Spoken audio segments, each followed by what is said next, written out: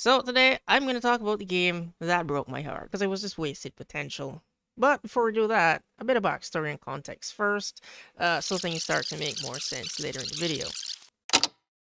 From the time I was young, machines interested me. To this day, they still do. I don't know what it is about seeing tiny moving parts work together to make an entire metal structure come alive that sends the happy chemicals to my brain, but I love watching machines work. Cars, planes, and robots are my top three. I can talk about cars down to a mechanical level all day long. I'm a huge car guy. In terms of movies, I'm extremely happy with where CGI is now because I have a variety of robot or mech movies to pull from. Transformers, Pacific Rim, but the Iron Man franchise from Marvel is my favorite for one reason and one reason only: the suit. Not Tony, but the suit. But on the gaming side of things, robot and mech games are not that good. Well, not the quality I'd want them at least. And we don't see them that often either. Robotech Battlecry is the first mech game I remember playing, then Transformers on the PS2, then skip forward to 2016 and Titanfall 2 released. It was phenomenal, and the best game where I could play as and alongside giant robots. Everyone talks about being pilots as their highlight and how buttery smooth the gameplay is, but it's the Titans that made it for me. Titanfall without the Titans wouldn't be the same, and we have that game. I mean, just look at Apex. No shade to Apex, it's a good game, but it's no Titanfall.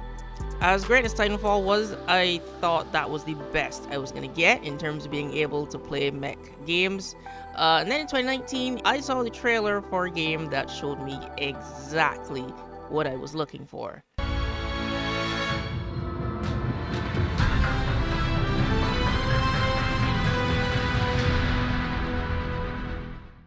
Now, after that title card, I think everybody already assumes where this video is going, but it's not going to go there. This is not going to be a rant or me bashing this game because it's been done to death over the last 2 years.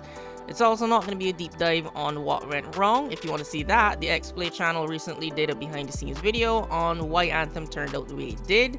So if you're interested, I'll leave a link in the comments, so go check it out. I highly recommend it.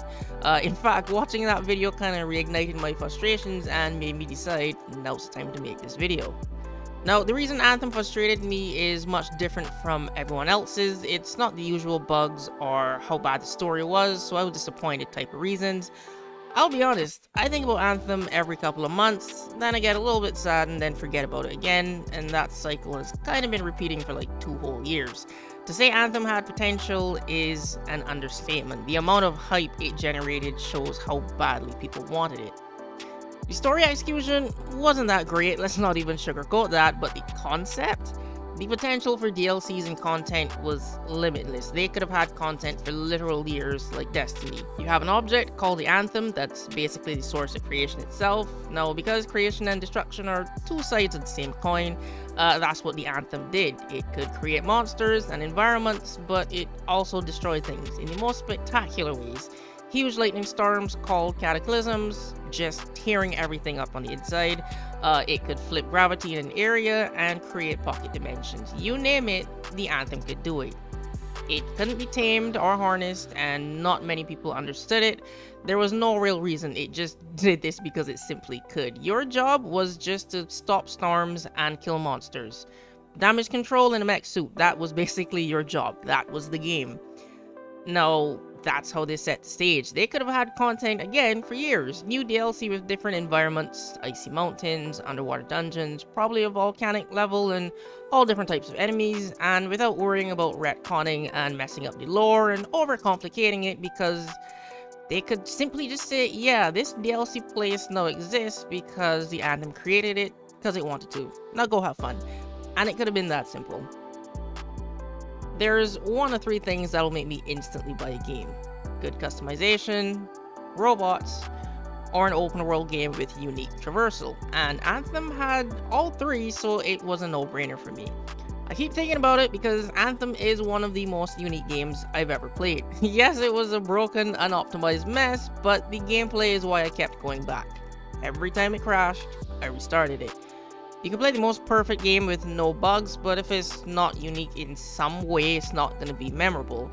Now, Anthem is going to be memorable to a lot of people for all the wrong reasons, but for me, as somebody who loved mechs and robots, I finally got what I was looking for. This was it.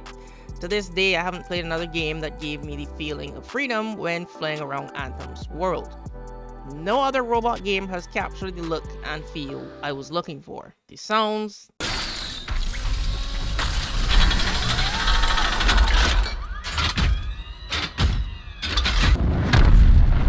the animations and look of the suit, the weight of each javelin, from the Colossus' slow handling and over-exaggerated movements, because it was basically like piloting a flying tank. And on the other extreme, you got the almost weightless and agile interceptor. They even somehow managed to make a mage-themed javelin feel like just that. You're a wizard hovering above everybody casting down powerful spells. Anthem's flying mechanics feel amazing and unlike anything I've ever played. There's rumors of an Iron Man game being made by EA. I can only hope they use Anthem's flying and customization mechanics, but I'm not holding my breath on that. The game wasn't perfect, but stability patches were coming out slowly, and new content was added to try to maintain players, but it wasn't enough. Then Anthem 2.0 was announced, or Anthem Next, they were calling it, a revamp for the game, so there was hope. From following devs on Twitter, I saw new concept art of new space pirate themed enemies, guns, and a reworked UI system resembling Destiny. The changes were actually looking promising. And then EA pulled the plug. That was it. No more Anthem. This game was a shit show from conceptualization to launch, and then even after launch. Now, when everyone was on the Anthem hate train, you couldn't look anywhere and not see a new article about the game. What I found funny though is that when an Anthem discussion started and somebody was saying how much the game sucked, and I asked them, did you actually play it? The answer most of the time was no. And then the people that did play it, they liked it. Of course, there's the people that understandably weren't happy because the game wasn't in a good state at launch when they bought it. But yeah, it was just funny to me the vocal majority who were being negative didn't actually play the game. And the people I came across who did, like me, loved a game that was under all of the bugs and lack of content. The funniest thing is that a lot of those people were talking shit about Anthem. To me, did end up buying Cyberpunk. Anthem became the new No Man's Sky, a measurement for how bad you don't want your game to be. What's funny is that Cyberpunk took that title a few years later for how bad it was. It was actually worse than Anthem because you could still play Anthem, it just had bugs and crashed a lot. Cyberpunk was literally unplayable, but now look at it. Both Cyberpunk and No Man's Sky are thriving. The difference between No Man's Sky, Anthem, and Cyberpunk is that one of these games is owned by EA, which is why despite backlash, those two other games were given a chance to right their wrongs and are now talked about extremely positively. But I'll talk about Cyberpunk on a different day in a different video, because I want to talk about that too.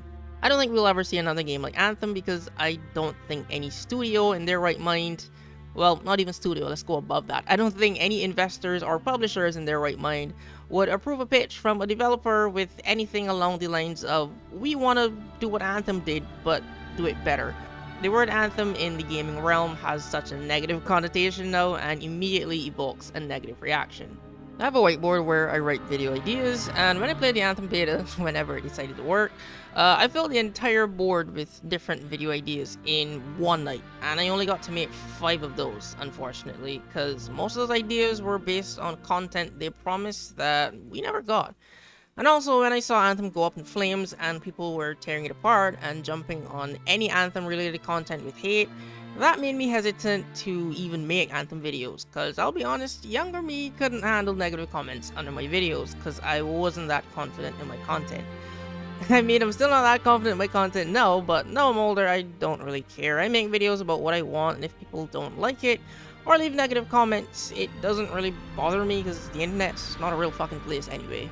For a long time, I've been telling myself it's just the nostalgia talking from when I first played Anthem with friends on PS4 a few years ago, and I actually don't like the game as much as I think I do now. So to get the footage for this video, I got Anthem on PC this time from Game Pass, and it wasn't nostalgia talking. I somehow appreciate the game even more now because I can set my graphics to ultra, turn off the HUD, and just fly around. And it makes me smile until I remember that nothing more will ever come of this. So the reason Anthem broke my heart is because it showed me exactly what I was looking for, and then it died.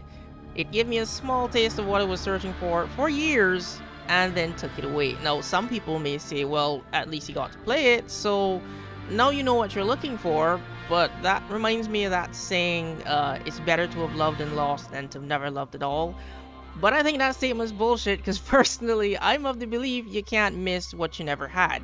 Sure, you may want it and wonder what it's like to have it, but there can be some enjoyment in imagination.